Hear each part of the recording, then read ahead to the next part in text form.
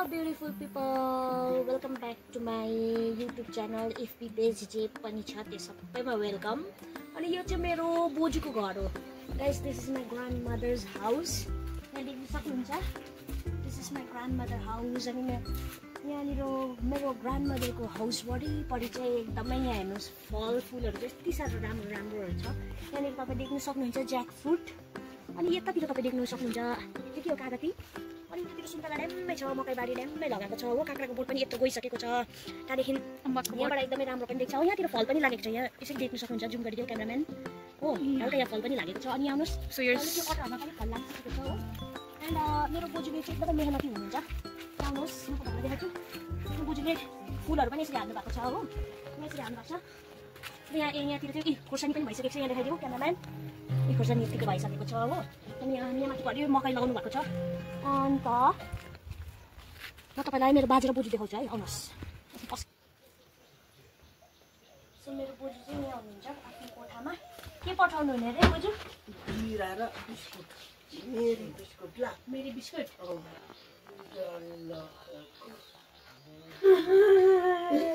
चेप्टो मेरी biscuit चाहिँ कस्तो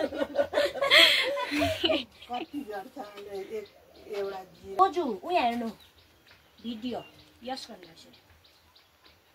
यस्तो गर्नु न. यहाँ चाहिँ गाइस मेरो बाजे यसो गर्नु. बाजे यस्तो यस्तो यस्तो गर्नु. फोटो खिच्चा बुझ्यो गाइस. बाजेले चाहिँ फोटो खिच्चा बुझ्यो.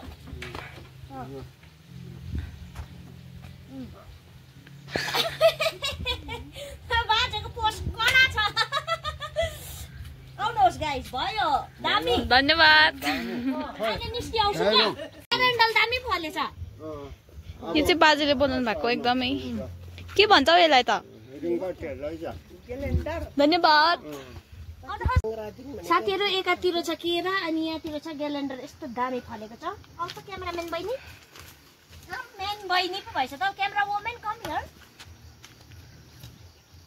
यहाँ देख्नुहुन्छ यो चाहिँ अहिले फिलहाल चाहिँ पाकेको छैन. माथि माथि चढेको छ. एकदम दामी भएको छ. मिठो हुन्छ यो. यो चाहिँ पाकेपछि चाहिँ यति साह्रो मिठो हुन्छ कि. यस्तो प्रकारले लटरम्मै फलेको छ. यो चाहिँ के हो? यो चाहिँ के हो मैले पनि चिन्नै सकिनँ. हाम्रो बाजेले बनाउनु भएको.